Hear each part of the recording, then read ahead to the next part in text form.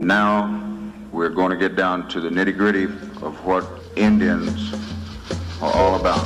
I still say we Indian people are believers in the truth. This is the way of life that was given to your people. You're born an Indian, you're going to die an Indian. Indianness is a good life. You're facing an Indian this afternoon.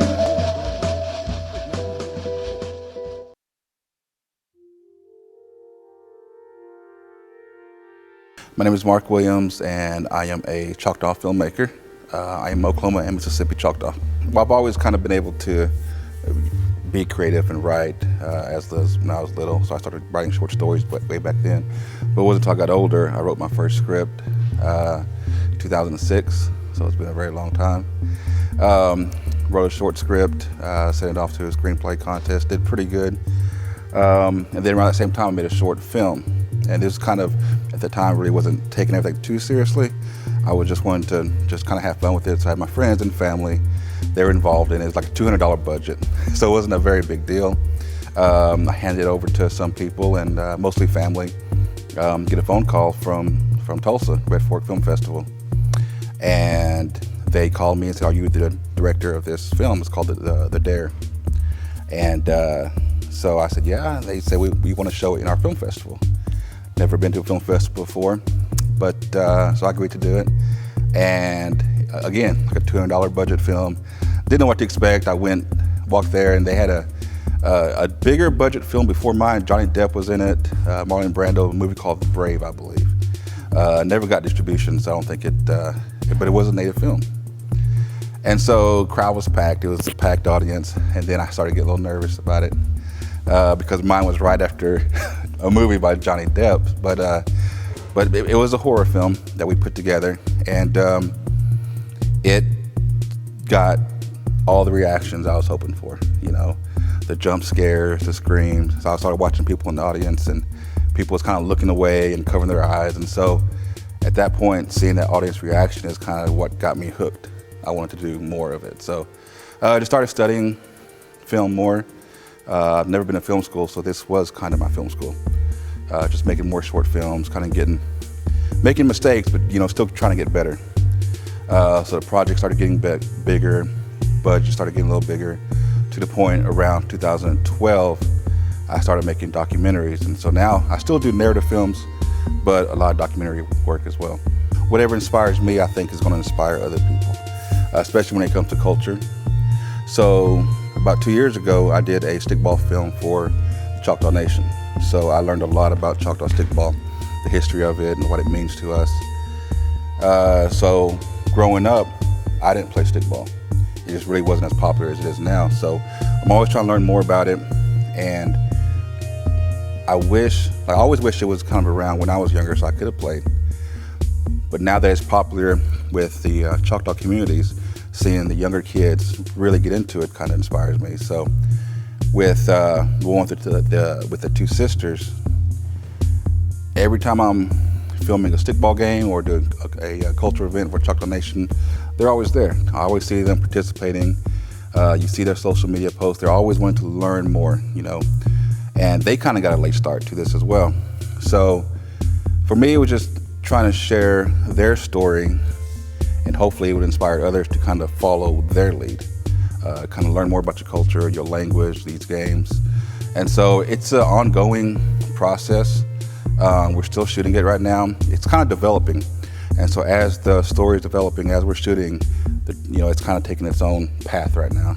Well, with Choctaws, we don't have grounds anymore. So it's more of a sport.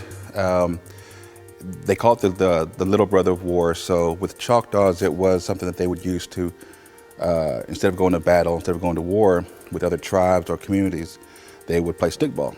And that's how they determined who got this land or whatever the dispute was over. As Choctaws came to Oklahoma, it kind of became more of a sport to where it is now. So that's why they have tournaments.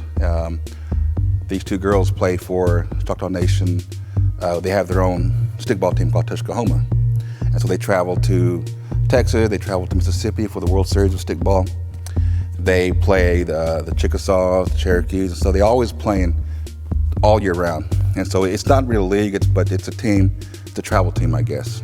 So within Tuskahoma, they had two divisions, a Northern Division and a South Division, and then the Youth League. Within the Youth League, there's like 12 teams, I think. So the Youth League, they kind of get them ready for the Tuskahoma team when they get older. But that's what it is for me. It's the importance of learning about it. You know, so when I grew up, we just didn't kind of grow up in that household. You know, so I'm learning as I'm shooting the stuff. When I'm interviewing elders, sometimes I get lost in the interview. I feel like I'm just conversating with them. I'm like, just teach me more, keep telling me more.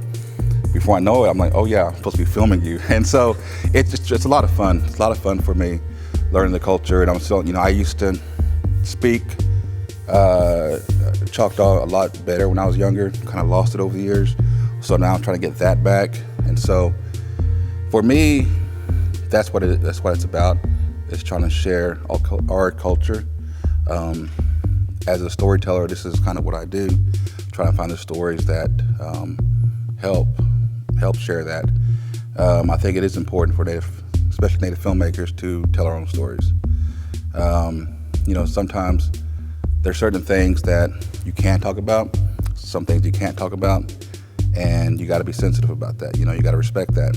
Whereas if it's a filmmaker coming from the non-Native community, they may not care. They might think, we need to get this shot, it's going to look so great, not knowing you're not supposed to film that, something like that. So with Native filmmakers, they get that. They understand there's a respect involved that you have to follow first. So they can go to markdwilliams.net. It's a website that I'm still working on, so you'll see some reels on there. You actually will see the stickball documentary I did, it's on there as well. Some of the freelance stuff that I've done, it's on there as well. I have a Facebook page under Digital Feather Media. That's my freelance projects. And then I also have Native Boy Productions, which is also the films and documentaries that I produce myself.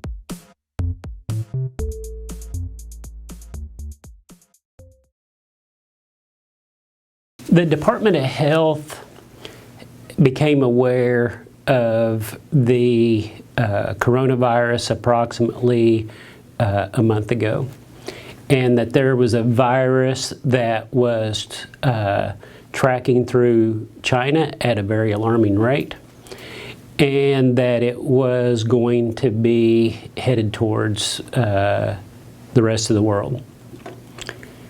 The first concern that came out was that there was going to be a world shortage of personal protection equipment for medical staff.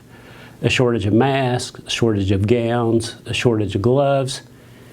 And so our Department of Health formulated a task force that came together and started making recommendations on consolidating all of our supplies and the necessary supplies that we were going to have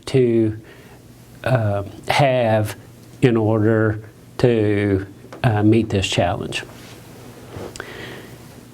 Next, we developed an action plan to start preparing medical facilities to appropriately respond in case a patient presented at one of our facilities. Then we started looking at the recommendations that were coming out of CDC. And the first thing that the CDC recommended was to make sure that individuals were taking the necessary precautions, washing your hands, disinfecting your workspace, limiting contact.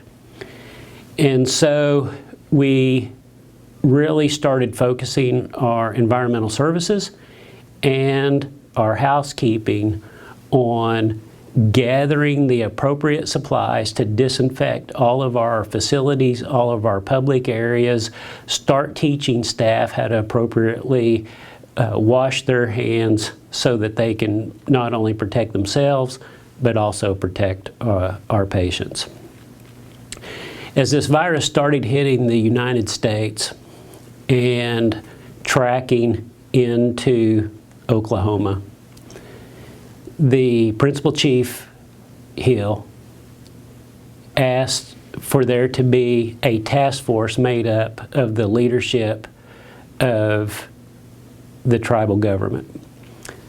So all of the cabinet level and senior management officials came together for our first tribal-wide task force that really started to roll these same cleaning procedures and disinfecting procedures throughout the entire nation. Once we started seeing cases that hit inside of Oklahoma, the principal chief then declared this an emergency. So all departments within the tribe started putting procedures together that would describe what's going to happen inside the nation if services were going to have to become limited and people couldn't come into our facilities, or we were not going to allow people coming into our facilities. So once that started happening, all the leadership inside the tribe started putting these plans together. Approximately a week and a half ago, one of the most difficult things regarding this virus was the fact that there was very limited ability for our hospitals and clinics to test patients. And so for the last week and a half, that has really been the biggest challenge for people coming into our facilities. Is there is no way for us to tell whether they are a patient with an active virus until we have determined, are they a candidate? Then we have to swab those candidates. Then we have to send those samples out to the state, who then test that. So a week and a half ago, it could have been up to 5 to 7 days before we would get a result. Now, with each passing week, each passing day, the ability of the healthcare entities to be able to get tests and turn these tests around is getting better by the day. That's been one of the most important things about this virus, is that we're trying to slow the progression down to give our healthcare providers enough time so that we can get these testing capabilities into place, so that way we can start to test real time and know what we have on our hands. So today our Department of Health Task Force is meeting on a daily basis. The condition of this virus is changing almost hourly. And so as recommendations are coming out of the Center of Disease Control, the State Department of Health, Indian Health Service, other regulatory agencies, our task force is monitoring this virus in real time. They're making recommendations based on what we are seeing coming out of those entities. We then turn those recommendations into an action plan for our nation's health department. Then we communicate those plans out to our administrators in our facilities. So that's what the Mvskoke Creek Nation Department of Health is doing to meet this challenge every day. Yes, COVID-19 is actually the designated term that's being used by the World Health Organization to name this particular virus. This virus is a coronavirus. Coronavirus is actually a group of viruses. There's lots of types of coronavirus. There was MERS, which was a few years ago. There was SARS, which was a few years ago. And this round of coronavirus has been titled COVID-19. It is primarily a respiratory virus. It has a lot of the same symptomatology that you would see from influenza, for example. You can see cough, you can see fever, and you can see shortness of breath. Interestingly enough, in comparison to influenza, COVID-19 actually has a more significant component of shortness of breath. This time of year, we have a lot of influenza going around. We also have, now people are starting to get their spring colds, common colds. They're also starting to have allergies. And we were speaking about this, that if you have, this time of year, every year you start having sneezing and a runny nose, then most likely it's probably allergies, not COVID-19. So one of the biggest things that we look at for COVID-19 is the fever and the shortness of breath. The initial number from data out of China and some of the cohorts that were completed there is felt to have a 14-day incubation period. Typically, if an individual is exposed to COVID-19, what we've been seeing is that you start showing signs and symptoms about 5.2 days after your contact with the individual who has an active case of COVID-19. There's also been some discussion in regards to patients being possibly contagious 2 days prior to them even showing symptoms that they have the disease, or the illness rather. So it's an ongoing study. We do have guidelines and protocols that the task force has been developing and changing day to day, hour to hour, as new data comes out from the cohort studies that are going on. Also recommendations from the World Health Organization. IHS, we had a conference call today with Indian Health Service. We also have conference calls with the Department of Health. The basic recommendation from these organizations has been that if you are feeling ill, that you contact your clinician. We do have a hotline that's been set up within the Department of Health, and you can actually be screened. It's answered by a nurse practitioner that we have in our system, and then they will screen based upon the protocol, which is essentially the CDC protocol and State Department of Health protocol that's been released. And then if they are felt to be a potential candidate for someone who would have COVID-19, then we have an algorithm that we follow to determine if they need testing or not. There is no known cure for COVID-19. There is no announced treatment that has been consistent across different cohorts. By that I mean like age groups or people who have comorbidities, chronic underlying health conditions.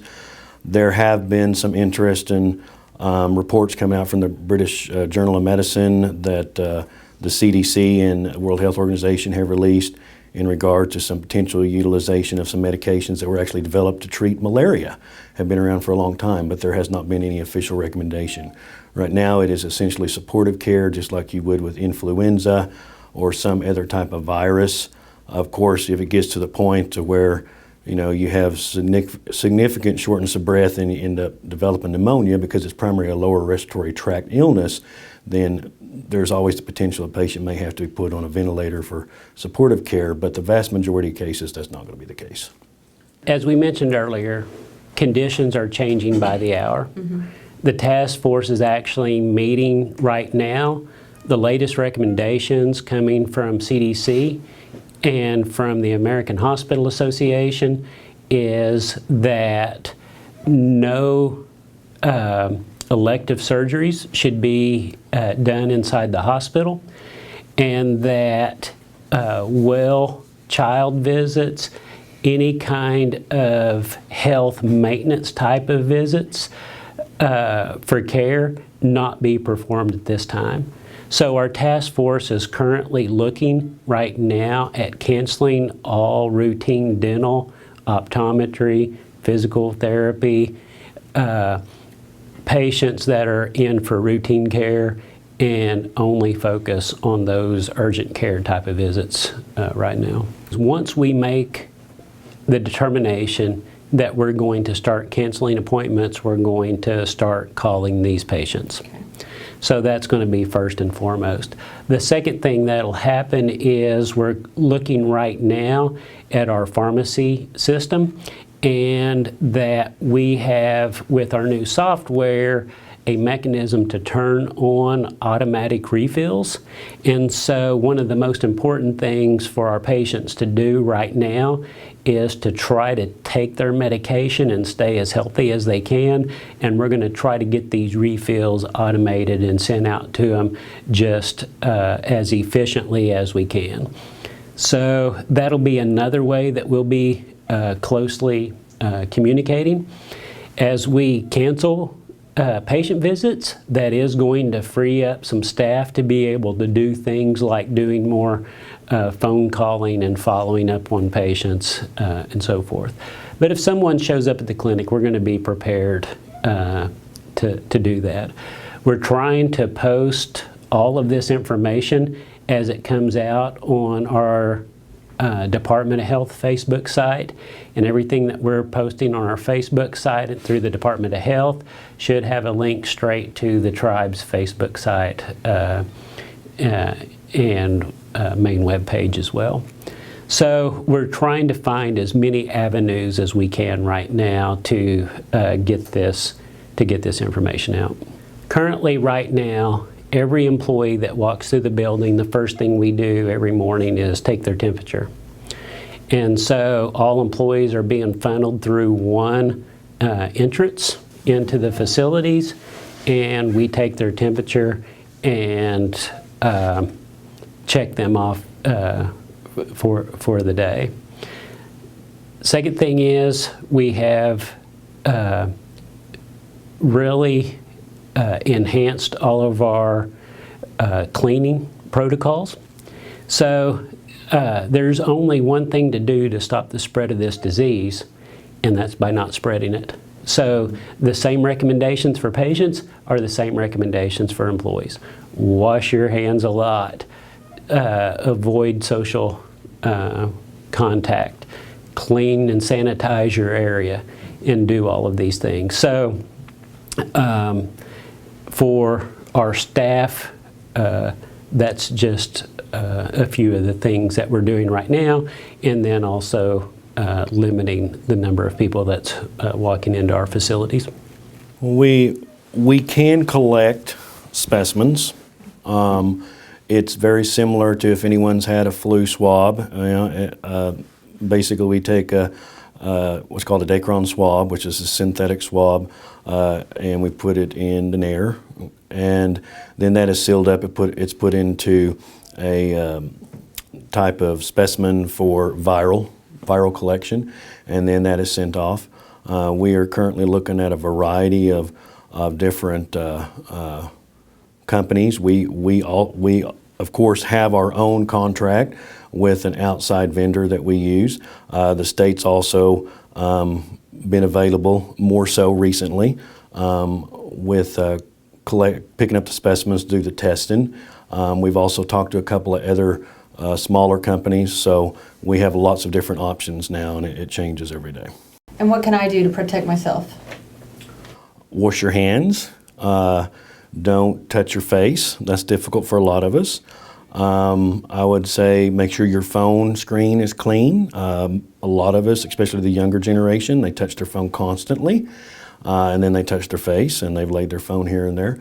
So wash your hands, social distancing, trying to stay away from other individuals about 6 feet. We know this is droplet spread, so if you cough or you sneeze, those droplets go out and then it infects other individuals. And it's really, you know, I mean, if you go along with our culture, it's not necessarily about protecting yourself as much as protecting our elders and people around us. So it may, especially for the younger people, be a little bit of a, difficult course of action to take, but they're protecting their families, they're protecting our communities.